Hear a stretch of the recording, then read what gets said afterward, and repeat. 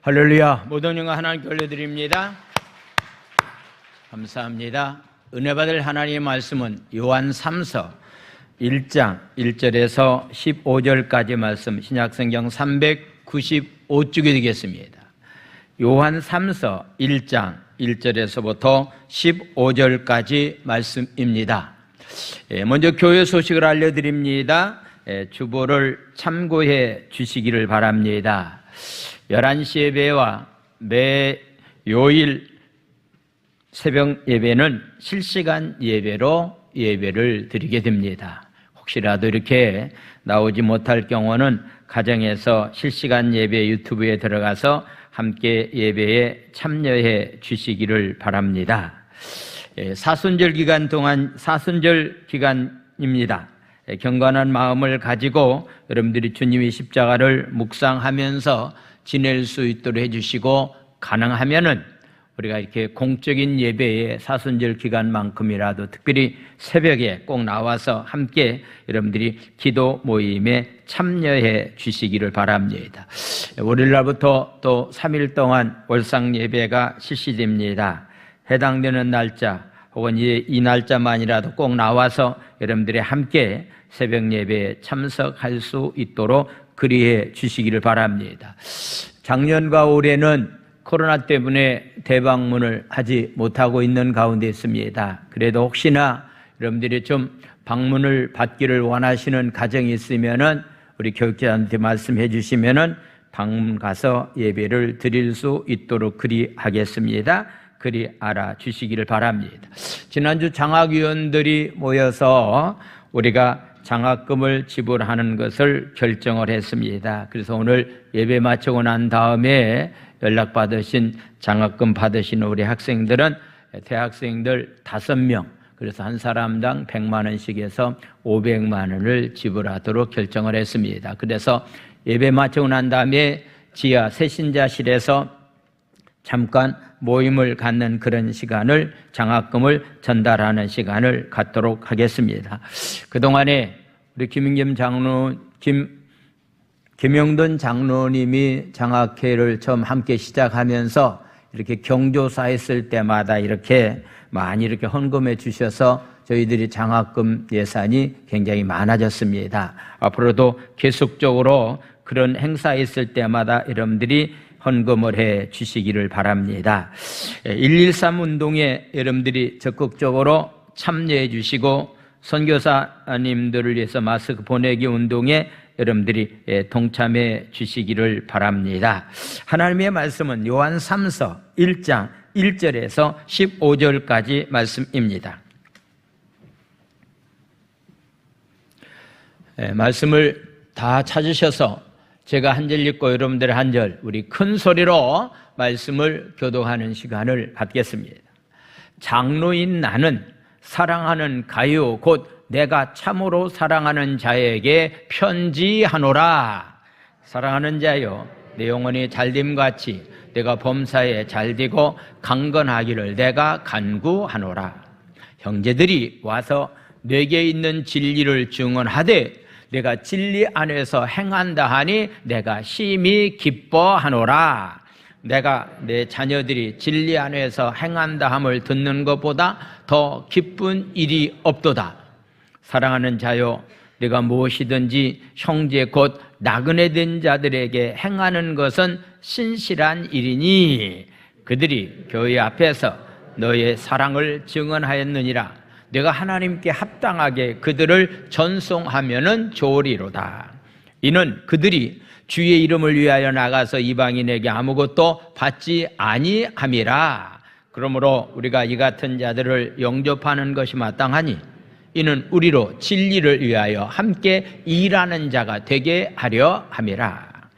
내가 두어 자를 교회에 썼으나 그들 중에 으뜸되기를 좋아하는 디오드레베가 우리를 맞아들이지 아니하니 그러므로 내가 가면 그 행한 일을 잊지 아니하리라. 그가 악한 말로 우리를 비방하고도 오히려 부족하여 형제들을 맞아들이지도 아니하고 맞아들이고자 하는 자를 금하여 교회에서 내쫓는도다. 사랑하는 자여, 악한 것을 본받지 말고 선한 것을 본받으라.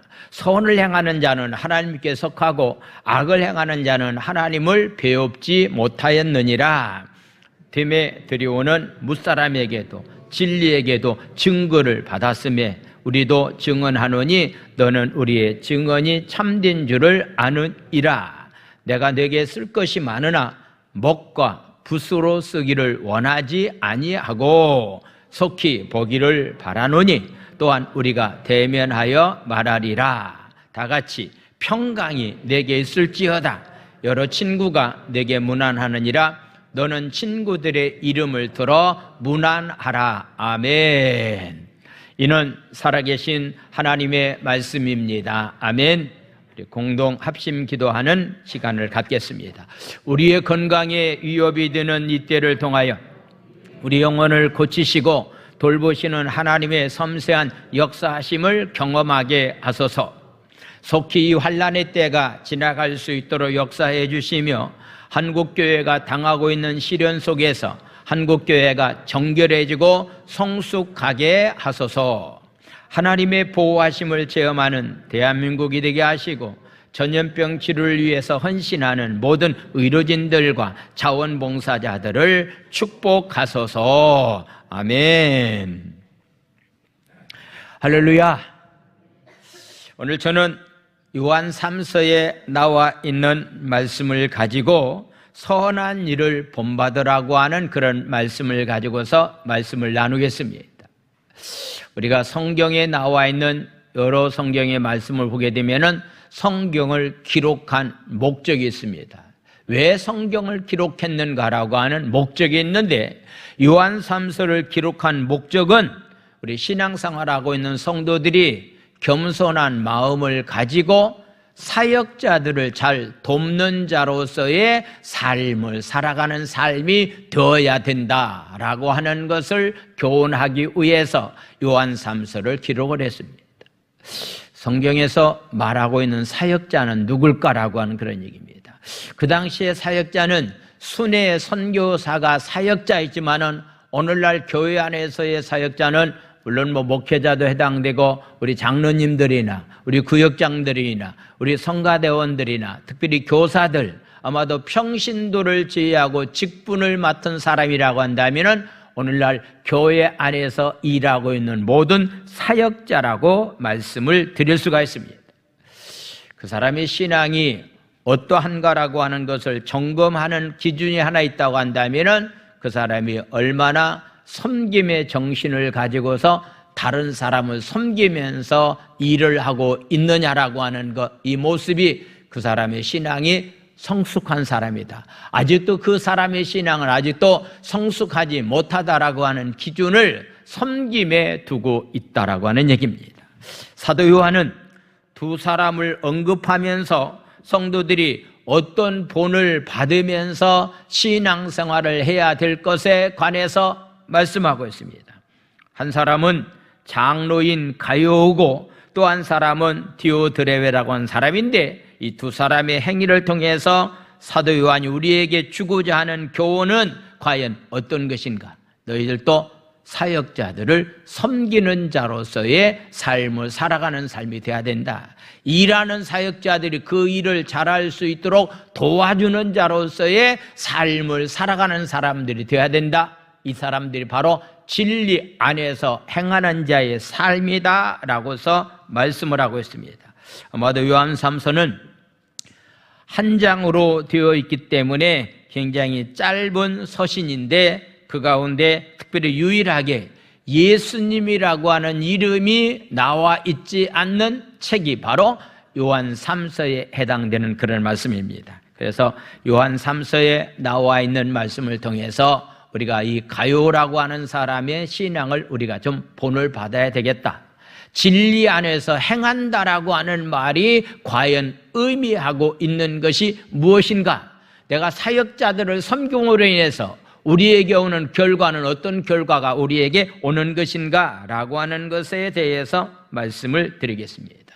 먼저 1절에 나와 있는 말씀 보면은 편지를 보내는 발신자와 편지를 받는 수신자가 누구라고 하는 것을 밝히고 있습니다. 먼저 장로인 나는, 바로 사랑의 사도가, 사도라고 우리가 호칭을 하지만은 본인 자신이 또 자기를 소개할 때 나는 장로입니다 라고서 이야기하고 있습니다.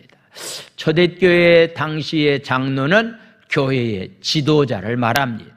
원로에 해당되는 사람들이라고도 말합니다. 오늘날 교회 안에서의 장로의 위치도 그 당시에는 감독이라고도 말하는 그런 경우도 있고, 교회 안의 지도자입니다. 그래서 나이가 들어서 교회의 지도자의 위치에 있는 사람을 가리켜서 장로라고 이렇게 표현하고 있는 모습을 보게 됩니다. 그래서 지금 사랑의 사도인 요한은 나는 장로 입장에서 사랑하는 가요에게 내가 편지하는데, 사랑하는 가요에게 내가 편지한다, 사랑한다라고 하는 것을 3번이나 거듭거듭 강조하고 있는 그런 모습을 통해서 볼 때에, 바로 사도 요한과 장로인 요한과 가요라고 하는 편지를 받는 사람이 수신자의 관계 가운데서 얼마나 친밀한 관계가 있는 것을 보게 됩니다. 특별히 바울의 서신을 통해서 보면은 항상 1절에 사랑하는 누구에게 내가 편지를 보낸다, 사랑하는 누구에게 편지를 보낸다, 나 바울은 이런 존재다라고 하는 자기 자신의 이름을 밝히면서 누구에게 편지를 보낸다, 어느 교회에다가 편지를 보낸다라고 하는 것을 확실하게 보내는 사람과 받는 사람이 누구라고 하는 것을 신분을 정확히 밝히고 있습니다. 그런데 오늘 1절에 나와 있는 말씀 보면은요, 장로인 나는이라고 하면서 사도 요한의 이름을 밝히지 않고 있는 그런 모습을 보게 되는데, 왜냐고 묻는다고 한다면은요, 가요라고 하는 사람과 사도 요한은, 장로인 요한은 아주 친밀한 관계가 있기 때문에 이름을 밝히지 않아도 너무나도 가까운 관계에 있다라고 하는 그런 사실을 말씀하고 있는 그런 모습을 보게 됩니다. 적어도 하나님과 친밀한 관계가 우리 신앙인들에게는 중요합니다. 특별히 성도들끼리의 친밀한 관계가 무엇보다도 중요합니다. 사역자와 또한 사역을 돕는 사람들과의 관계도요, 아주 이 친밀한 관계를 유지하면서 사역하는 것은 참 중요하다라고 하는 그런 사실을 우리에게 말씀을 하고 있습니다. 그래서 너무나도 친밀한 관계에 있기 때문에 사랑하는 자요, 사랑하는 자요, 사랑하는 자요라고 하면서 2절과 5절과 11절에 반복적으로 사랑하는 사람이다라고 고백하면서 편지를 보내고 있습니다.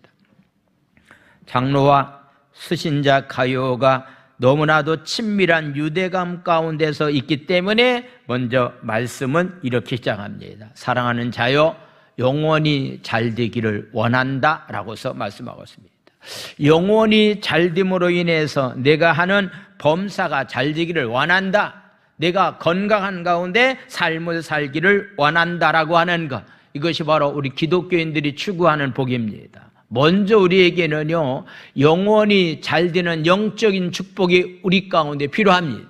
세상적인 복도 우리에게 필요하지만은 먼저 우리에게 필요한 것은 하나님과 친밀한 관계를 누릴 수 있는 영적인 복이 우리 가운데 먼저 있어야 됩니다. 이런 영적인 복을 받은 사람이 범사가 잘 된다라고 하는 그런 얘기는 모든 면에서 하나님께서 함께해 주심으로 말미암아서 막히는 것이 없이 잘 된다라고 하는 그런 말씀입니다. 그러면서 마지막 필요한 것은 너에게 건강한 축복이 있기를 원합니다라고 해서 이렇게 복을 빌어주고 있는 그런 모습을 보게 됩니다. 세상에 아무리 많은 물질을 소유하고 있다 할지라도 건강이라고 하는 것을 잃어버리면 다 잃어버렸다라고 얘기하고 있습니다. 아무리 건강한 몸을 소유하고 있다 할지라도 그가 영적인 면에서 잘못된다고 한다면은요, 오히려 그 건강이 죄를 짓는 데에 사용되는 그런 경우들이 굉장히 많이 있기 때문에 적어도 우리 신앙인들의 삶 가운데서는요, 제일 먼저 중요한 것은 하나님과의 관계인 영적인 축복이 먼저 우리 가운데 있어야 됩니다. 그래야만이 범사가 잘 되어야 되고, 그러고 난 다음에 우리가 영육간의 건강한 가운데서 삶을 살아갈 수 있는 건강의 축복이 우리 가운데 필요합니다.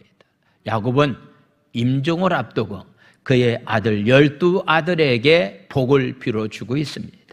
그런데 복의 기준이 있습니다. 그들이 지금까지 어떻게 삶을 살았느냐라고 하는 것이 복의 기준이었습니다. 특별히 가장 사랑을 많이 받았던 요셉이라고 하는 사람에게 아버지 입장에서 임종을 앞두고서 이런 복을 빌어줬는데, 적어도 우리 부모님들이 자식들에게 복을 빌어줄 때는요, 적어도 이런 복이 임하기 원하는 마음을 가지고 복을 빌어주는 그런 삶이 필요합니다. 복은요, 하나님께서 우리에게 주시는 복이 있습니다. 특별히 하나님의 일을 대신해서 사역하고 있는 제사장들에게 하나님은 축복권을 허락해 주셨습니다. 또한 부모님들에게 자식을 복을 빌어주는 대로 되는 그런 축복권을 부모에게 주셨는데, 먼저 부모들이 자식들에게 어떠한 복이 임하기를 위해서 기도해야 될 것인가라고 하는 얘기는 바로 요셉의 축복을 통해서 한번 보겠습니다. 창세기 49장 22절에서 26절까지 말씀, 사랑을 많이 받았던 요셉에게 바로 임종을 앞두고 있는 아버지 야곱이 어떤 복을 빌었는가? 요셉은 무성한 가지인데, 곧 샘 곁에 무성한 가지라, 그 가지가 담을 넘었다라고서 말씀하고 있는 겁니다. 그냥 무성한 가지는요, 우물 곁에 있으면은요, 샘 곁에 물이 풍성한 곳에 있으면은 나무는 무성한 가지가 될 수가 있습니다. 그래서 무성한 가지가 되어서 그 가지가 담을 넘었다. 바로 유대 민족이었지만은, 이스라엘 민족이었지만은, 어떤 면에서 그가 포로로 잡혀가는 그런 신세가 되었지만은 하나님의 은혜 가운데서 애굽 나라의 총리로서의 귀하게 쓰임받는 요셉이 되었다. 그래서 담을 넘었다. 유대 나라고 하는 나라를 떠나서 세계적인 강대국인 애굽 나라에 가서 하나님의 놀라운 축복 가운데 귀한 일을 했다. 근데 이런 축복이 그에게 어떻게 임했는가? 요셉은 23절 말씀 보겠습니다. 활 쏘는 자가 그를 학대하며 적기심을 가지고 그를 쏘았다. 요셉을 해하려고 하는 사람들이 많이 있었습니다. 그것은 무엇보다도 가장 가까운 형제들이 요셉을 웅덩이에 이렇게 넣어버리고 노예 상인에게 팔려가는 그런 신세가 되었습니다. 그가 보디발 장군의 집에 가서 귀한 사역을 잘 감당하다가 억울한 누명을 쓰고서 감옥에 들어가는 그런 일들이 그에게 있었습니다. 그를 힘들게 하는 그런 일들이 그에게 많이 있었습니다. 그렇지만은 그 가운데서도 하나님께서 축복해 주셨는데 24절 말씀 보겠습니다. 요셉의 활은 도리어 굳셌다. 그의 팔은 심히 있었는데 이는 야곱의 전능자 이스라엘 반석인 목자의 손을 힘입었다. 그렇게 굉장히 힘들고려운 일이 그에게 있었지만은, 그러나 전능자 하나님이 그와 함께 해 주셨다. 할렐루야.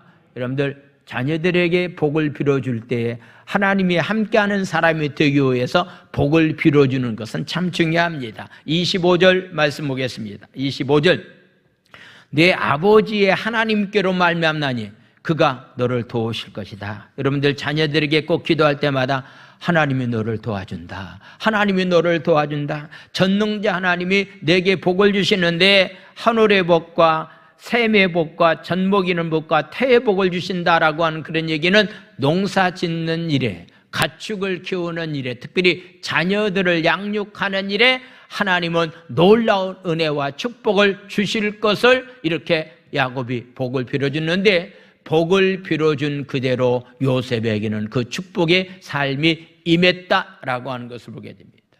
여러분들이 자녀들에게 해줘야 될 만한 일이 많이 있는데 무엇을 여러분들이 자녀들에게 해주기를 원하냐면은, 말씀 안에서 이 자녀들이 삶을 살면서 요셉에게 임했던 이런 축복이 임하기 위해서 먼저 우리가 하나님 앞에 자녀들에게 축복 기도하는 것은 중요합니다. 특별히 교회의 지도자들에게, 특별히 교회에 일을 하고 있는 사역자들에게, 목회자들에게 하나님은 이런 축복권을 또 허락해 주셨는데, 민수기 6장 22절에서부터 26절까지 말씀을 보겠습니다. 22절에서 26절까지 말씀, 민수기 6장 22절에서 26절까지 말씀입니다.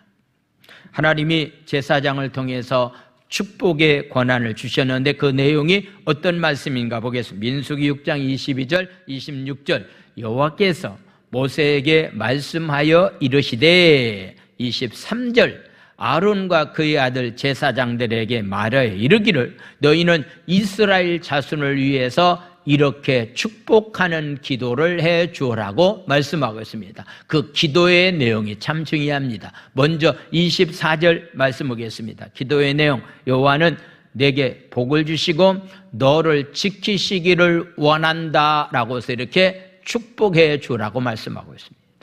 특별히 코로나 때문에요, 참 힘들고 어려운 시기를 우리는 지금 보내고 있습니다.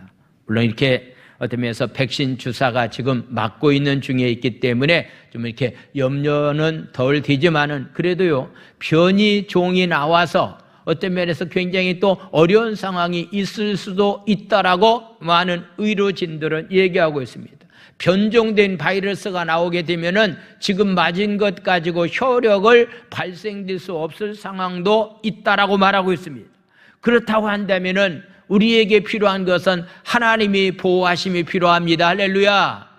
여러분들이 하나님의 절대적인 보호를 받는 자로서의 삶을 살아가는 삶이 되어야 됩니다. 두 번째는 25절은 이렇게 말합니다. 25절 여호와는 그의 얼굴을 내게 비추사 은혜 베풀기를 하나님은 원하신다라고 하는 얘기입니다. 우리는 하나님의 은혜가 없이는 한순간도 살아갈 수가 없습니다. 진짜 하나님이 주시는 은혜 안에서 우리가 삶을 살아가는 삶이 되어야 됩니다. 여러분들이 자녀들에게도 여러분들의 삶 현장에도 하나님의 은혜가 날마다 충만히 임하기 원합니다. 할렐루야. 목회자들에게 제사장들에게 주신 축복권입니다. 26절에 나와 있는 말씀이겠습니다. 여호와는 그 얼굴을 내게로 향하여 드사 평강 주시기를 원하노라 할지니라 하라. 할렐루야. 평강이 우리 가운데 필요합니다. 염려, 근심, 내일이라는 보장이 없기 때문에 많은 사람들이 근심 가운데 삶을 살아가고 있기 때문에 우리에게 필요한 것은 하나님의 은혜가 필요하고 하나님께 주는 평강이 필요하고 하나님의 절대적인 보호하심이 필요합니다. 할렐루야. 이것은 제사장들에게 주신 축복권입니다.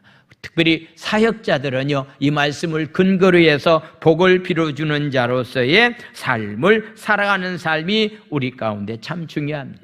그래서 바로 장로인 요한은 사랑하는 가요에게 축복을 하고 있는데 그 첫 번째 축복은 영혼이 먼저 잘 되는 삶이 되어야 된다. 범사가 잘 되는 삶이 되어야 된다. 육체가 건강한 가운데에서 삶을 살아가는 삶이 되어야 된다. 이거요, 순서가 바뀌면 안 됩니다. 영혼이 잘못됐는데 하는 일이 잘 된다?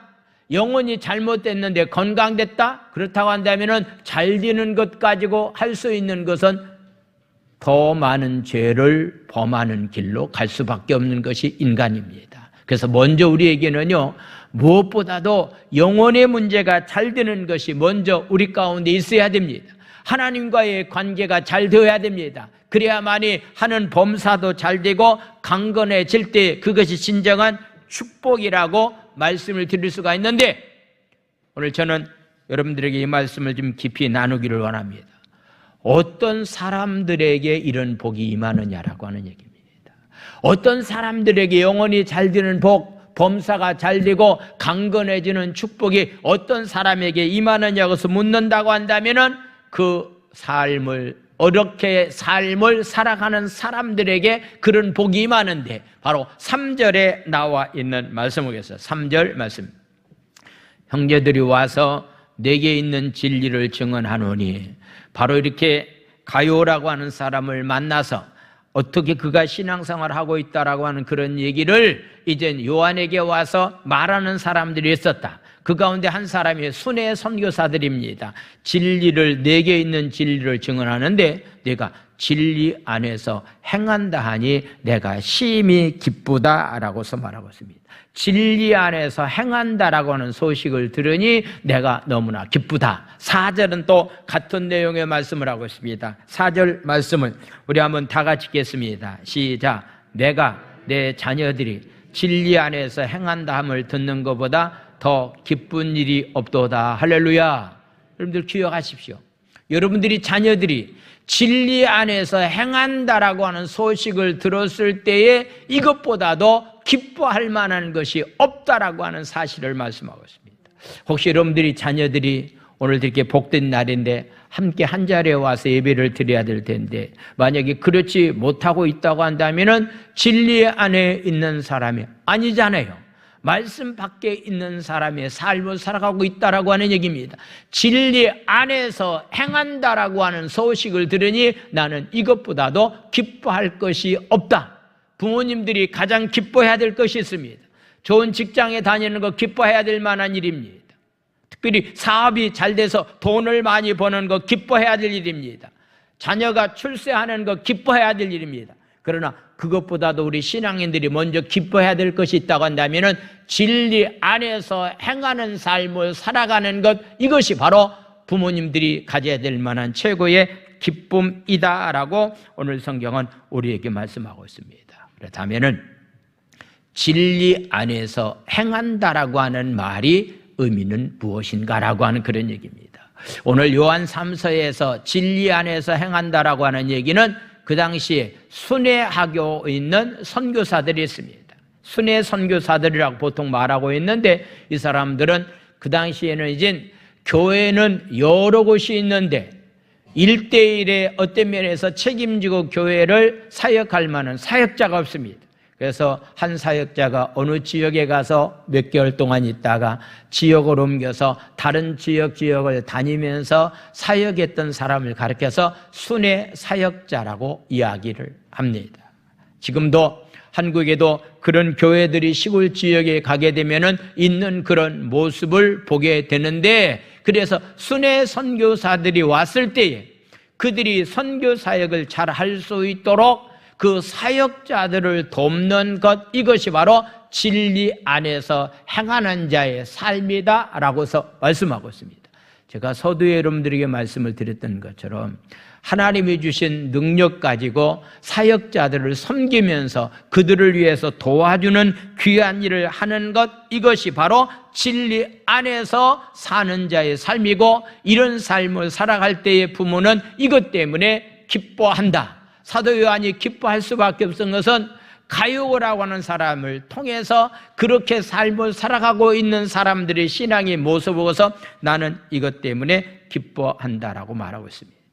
사랑하는 성도 여러분들, 우리 부모님 여러분들이 자녀들이 무엇 때문에 요즘 기뻐하고 있습니까?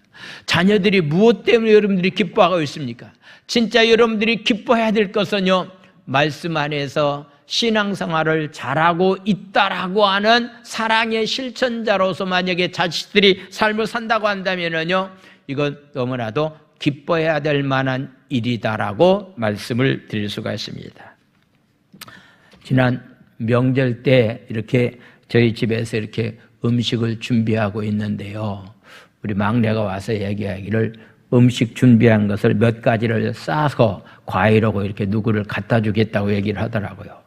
그래서 우리 먹지도 않았는데 먼저 갖다 주면 어떻게 하느냐고서 내가 그런 얘기를 나눴는데 우리 막내가 그런 얘기를 하더라고.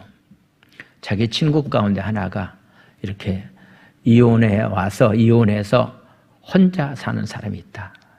어머니도 이혼한 그런 삶이기 때문에 어머니한테도 갈 수 없는 그런 상황이다. 그래서 명절 지내기가 너무 힘들다고 하는 그런 얘기를 들어서 자기가 음식을 꼭 갖다 줘야 되겠다라고 얘기하더라고요. 저는 뭐 크게 얘기는 하지 않았지만요, 그 말을 듣고서요, 저는 마음에 굉장히 감동이 되어서, 그렇다.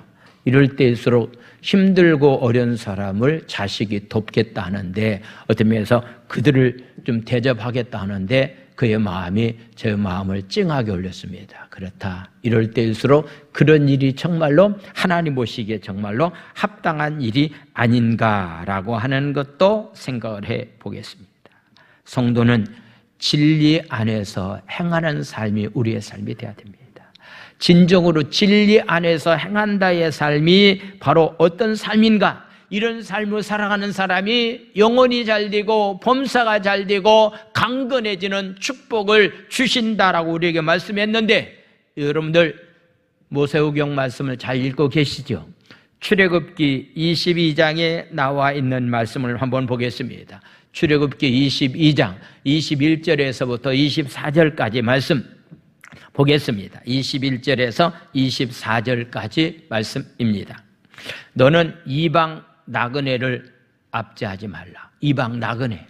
여러분들, 이방 나그네. 우리가 살고 있는 제주에도요, 특별히 이렇게 타문화권에 살고 있는 동남아 지역에서 결혼해서 또한 일하기 위해서 찾아온 사람들이 숫자가 굉장히 많습니다. 아마 제가 알기로는 아마도 이렇게 결혼하는 숫자 가운데서 10%에 해당되는 사람이 바로 이주민들에 의해서 지금 제주 땅에도 결혼이 이루어진다라고 하는 얘기를 듣고 있는데, 이방 나그네를 너희들이 압제하지 말라. 그들을 절대로 학대하지 말라.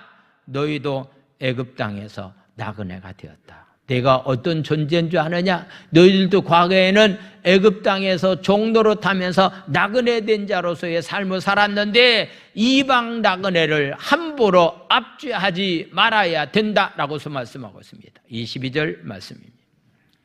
너는 과부나 고아를 해롭게 하지 말라. 가장 약하고 힘이 없는 사람을 함부로 대하지 말라. 23절 말씀 보겠습니다. 내가 만일 그들을 해롭게 함으로 그들이 내게 부르짖으면은 내가 반드시 그 부르짖음을 듣는다라고서 말씀하고 있습니다. 24절 말씀.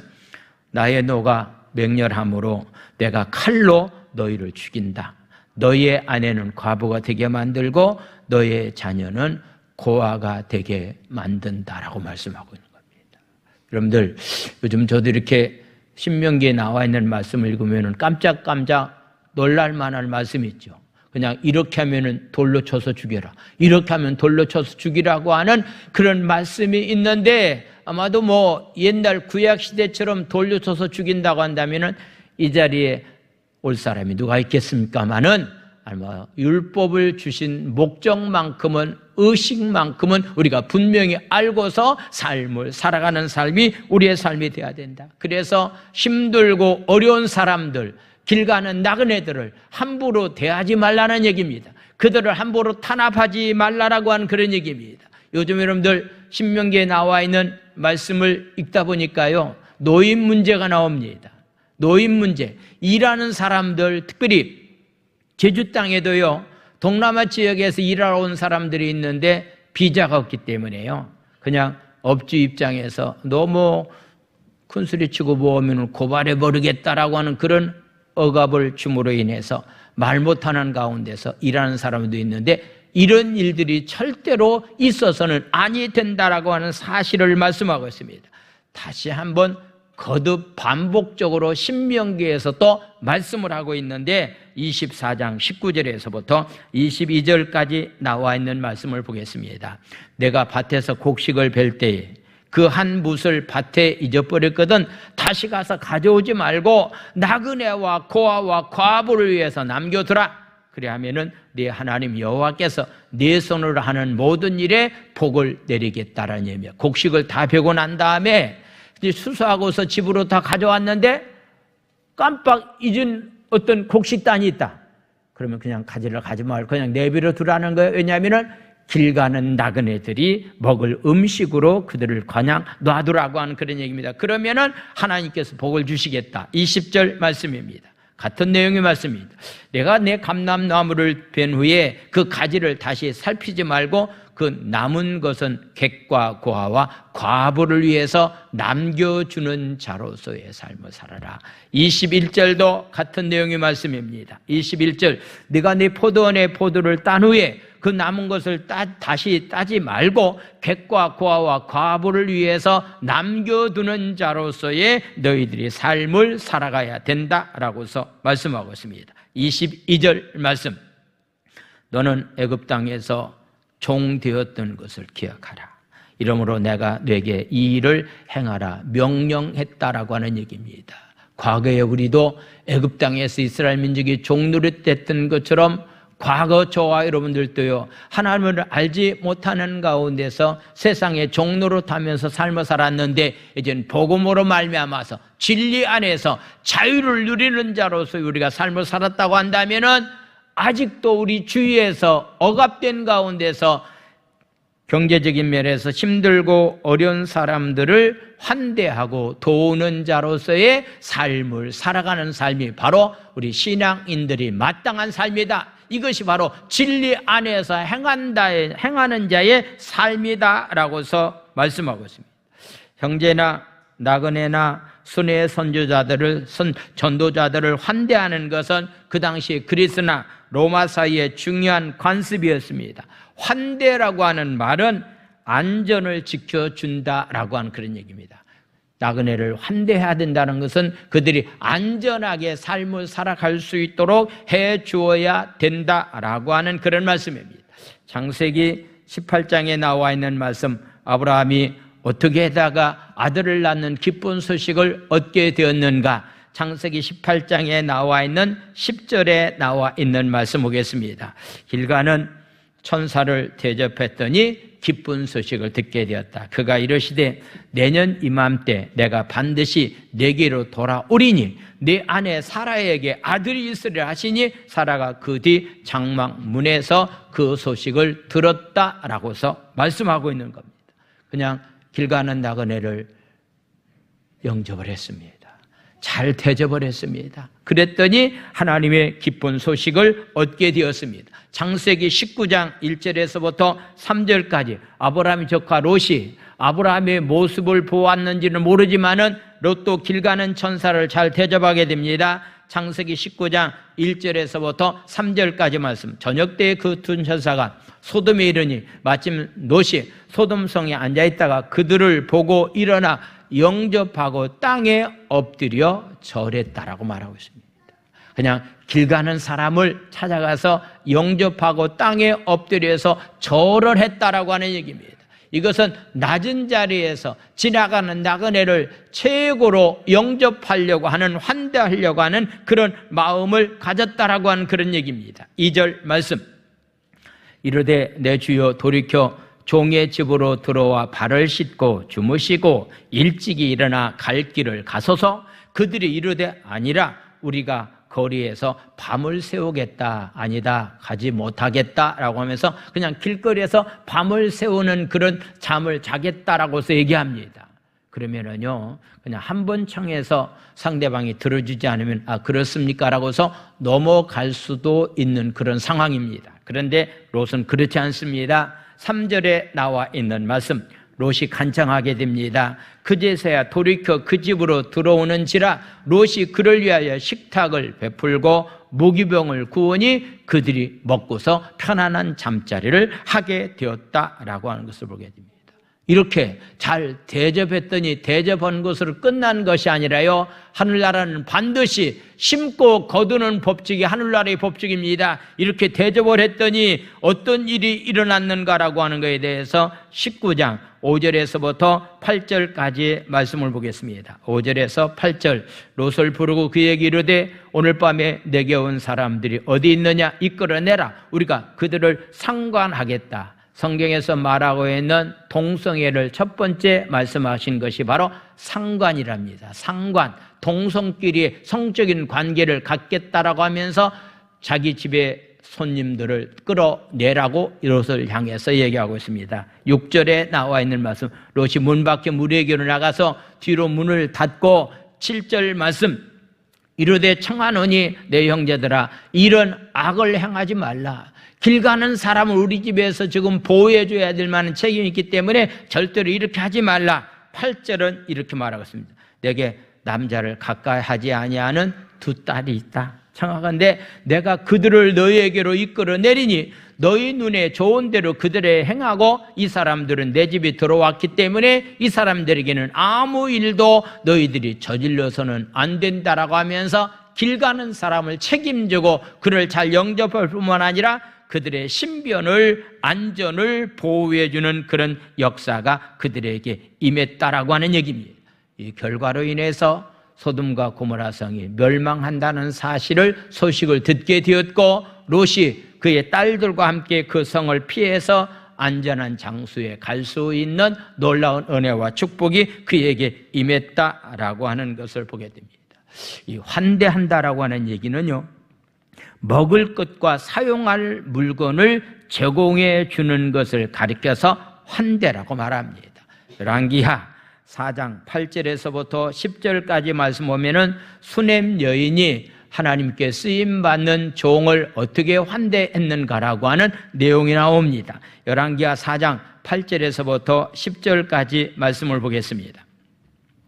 하루는 엘리사가 수넴이라고 하는 지역에 이르렀는데 거기 한 귀한 여인이 그를 간곤해서 간절히 원하는 마음을 가지고 음식을 먹게 했고 엘리사가 그곳을 지날 때마다 음식을 먹으러 그리로 들어갔다. 그러니까 수넴이라고 하는 지역에 이르게 될 때마다 엘리사는 다른 집에 가지 아니하고 바로 이 수넴 여인의 집에 들어가서 음식을 먹으러 그 가운데 들어갔다. 음식을 먹을 뿐만 아니라 9절은 이렇게 말씀합니다. 9절 말씀, 여인이 그의 남편에게 이르되 항상 우리를 지나가는 이 사람은 하나님의 거룩한 사람인 줄을 우리가 알고 있습니다. 하나님께 쓰임받는 선지자라고는 알고 있습니다. 그래서 10절은 말씀합니다. 10절 정확한데 우리가 그를 위하여 작은 방을 담 위에 만들고 방 하나를 만들어서 별채를 만들어서 거기에 잠잘 수 있는 침상과 거기에 책상과 의자와 촛대를 두사이다. 그가 우리에게 이르면 거기에 머물러 있게끔 하기 위해서 음식을 제공하고 방을 제공하고 침구를 제공해서 편안한 가운데서 지낼 수 있도록 해주자라고 이렇게 말씀하고 있습니다. 그런데 이것으로 끝난 게 아닙니다. 이렇게 했더니 결국은 열왕기하 4장 17절에 나와 있는 말씀을 보겠습니다. 여인이 과연 잉태하여 한 해가 지나 이때쯤에 엘리사가 여인에게 말한 대로 아들을 낳는 그런 축복을 허락해 주셨다라고 하는 얘기입니다. 이렇게 하면은 아들을 주시겠지라고 하는 게 아닙니다. 그런 생각은 전혀 하지 아니하고 하나님의 종이기 때문에 하나님의 종이 편안한 가운데 쉼을 얻을 수 있도록 해주는 자로서의 삶을 살았더니 그 결과로 인해서 자녀의 축복을 하나님께서 허락해 주셨다라고 하는 그런 말씀. 우리 부모님들이 바라고 하는 소원은 한 가지입니다. 여러 가지가 많이 있겠지만은요, 자녀가 잘 되기를 우리 부모님들은 바라고 안 하는데 자녀가 잘 될 수 있는 길 가운데 하나는 하나님께 쓰임받는 선지자들을 잘 대접하고 선대하는 것, 이것이 복받는 자의 삶이다라고 하는 사실을 우리에게 말씀하고 있습니다. 그래서 순회 전도자들을 그들이 이렇게 환대하는 것은 마땅한 일인데 가요라고 하는 사람이 너희들이 그런 일을 행했기 때문에 너희들에게 이런 축복이 임하기를 원한다라고서 말씀하고 있습니다. 8절에 나와 있는 말씀 보겠습니다. 8절 말씀 보겠습니다. 그러므로 우리가 이 같은 자들을 영접하는 것이 마땅하니 이는 우리로 진리를 위하여 함께 일하는 자가 되게 하려 함이라. 사랑하는 성도 여러분, 여러분들이 사역자들을 돕는 것은요, 사역자들이 진리 안에서 일할 수 있도록 돕는 것은 여러분들이 진리 안에서 행하는 것과 똑같다라고 하는 얘기입니다. 소자에게 냉수 한 그릇 대접하는 것, 그 상을 하나님은 절대로 잃지 않겠다라고 말씀하고 있습니다. 사역자들을 돕는 길이 바로 하나님을 돕는 길이고 사역자들을 돕는 길이 바로 진리 안에서 행하는 자의 삶이다라고서 말씀하고 있습니다. 그런데 바로 이렇게 진리 안에서 사역자들을 돕는 손길도 있지만은 그렇지 못한 사람들도 있는 모습을 보게 되는데 바로 어떤 사람이 있었는가? 9절과 10절에 나와 있는 말씀 보겠습니다. 내가 두어 자를 교회에 썼으나 그들 중에 으뜸되기를 좋아하고 앞장서기를 좋아하고 디오데오라고 하는 사람이 있는데 우리를 순회 선교사들도 맞이하지 아니하는 자가 있었다. 10절 말씀 보겠습니다. 10절 말씀. 그러면 내가 가면 그 행한 일을 잊지 아니하리라. 그가 악한 말로 우리를 비방도 하고 오히려 부족의 형제들을 맞아들이지도 아니하고 맞아들이고자 하는 자를 금하여서 교회에서 내쫓았다라고서 말하고 있습니다. 교회는 세 가지 일꾼이 있다라는 얘기를 잘합니다. 진정한 일하는 일꾼이 있고 구경꾼이 있고 일하는 사람을 일하지 못하게 방해하는 사람이 있다고 말합니다. 사랑하는 성도 여러분, 우리는 적어도요 일꾼을 돕는 자로서의 삶을 살아가는 사람이 되어야 되고, 일하는 것을 방해하는 방해꾼이 되어서도 안 되고 구경꾼이 되어서도 안 된다라고 하는 그런 얘기입니다. 그 당시에 순회 선교사들을 잘 도와주는 사람도 있었지만은 오히려 그들이 그 땅에서 사역을 하지 못하도록 비방하고 다른 사람이 도와주려고 하는데도 그 일을 하지 못하도록 방해하는 사람들이 있었다라고 하는 것을 보게 되는데, 그 사람을 가리켜서 디오드레베라고 하는 사람인데, 이런 사람은 너희들이 본을 받아서는 안 된다라고 말씀하고 있습니다. 한 교회 안에 진리의 길을 가는 사람이 있고 불의의 길을 가는 사람이 있습니다. 성도는 진리의 길을 걷는 자들을 본받는 사람들이 우리의 삶이 되어야 됩니다. 그때마다 성경은 하나님 앞에 우리가 의의 병기로 쓰임받은 사람이 있고 불의의 병기로 쓰임받은 사람이 있다라고 말씀하고 있는 겁니다. 오늘 여러분들이 사역의 현장에서 특별히 나는 하나님께 제주순복음교회 공동체 안에서 의의 병기로서 쓰임받는 자로 내가 지금 쓰임을 받고 있는지, 불의의 병기로 내가 쓰임받고 있는지를 한번 깊이 생각할 수 있는 그런 귀한 시간이 되어야 됩니다. 바울은 이렇게 우리에게 말합니다. 로마서 6장 15절에서부터 18절까지 이런 말씀을 하고 있습니다. 15절, 18절. 그런즉 어찌하려 우리가 법 아래 있지 아니하고 은혜 아래 있으니 죄를 지으려 그럴 수는 없다. 16절 말씀입니다.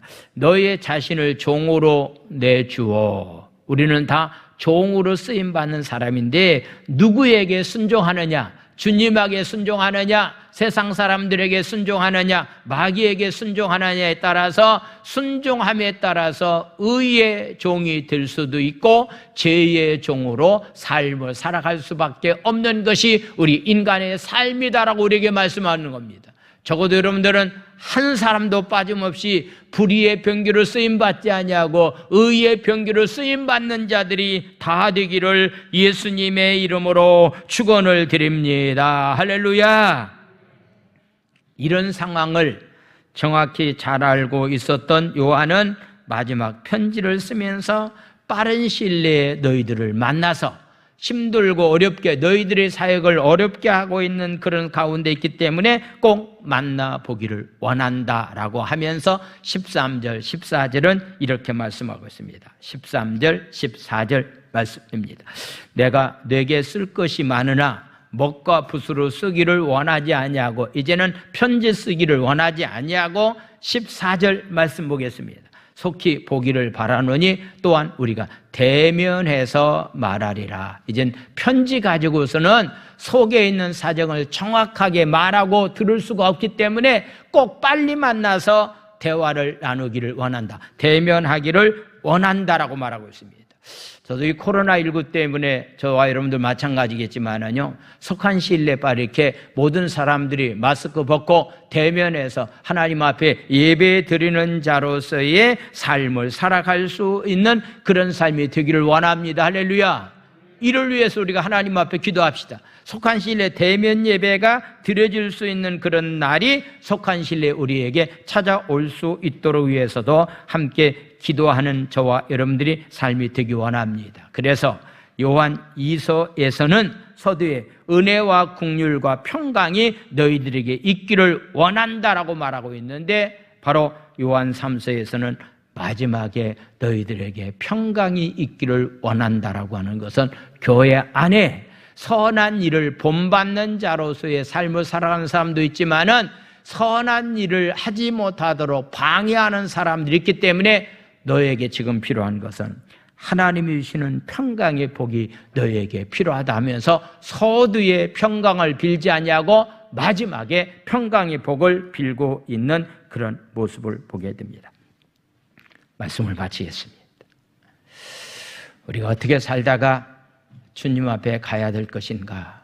어떻게 사는 것이 진리 안에서 사는 삶인가? 어떻게 사는 것이 정말로 사역자들을 돕는 길인가?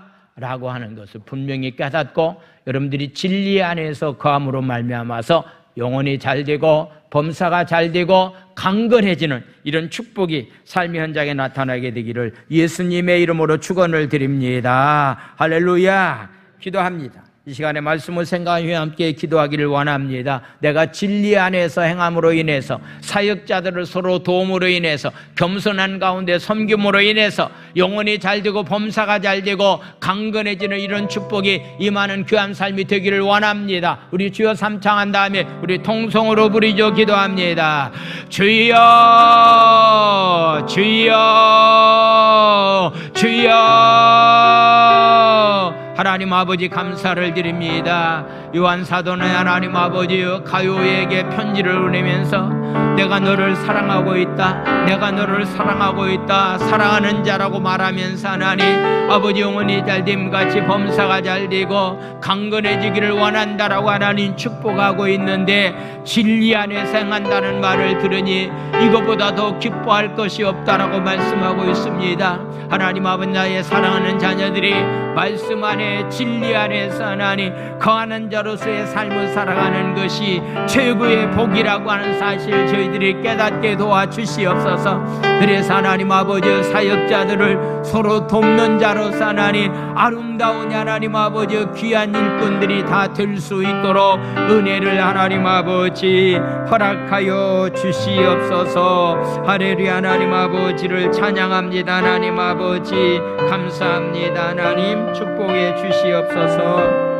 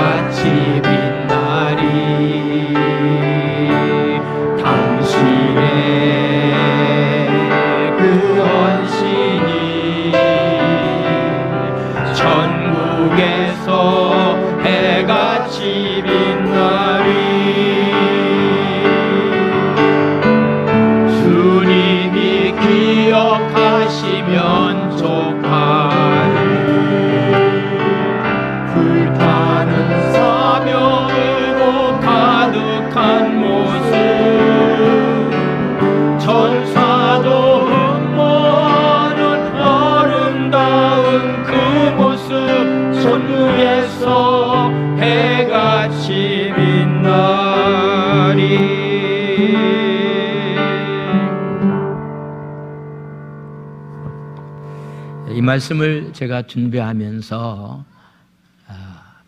이 말씀이 이렇게 말씀하고 있다고 한다면은 좀 코로나 때문에 힘들어하는 사람들이 굉장히 많이 있는데 그 가운데 우리 지방에 있는 교육자들이 지금 이렇게 목회하시는 분들이 굉장히 힘들어하는 교회가 굉장히 많이 있습니다.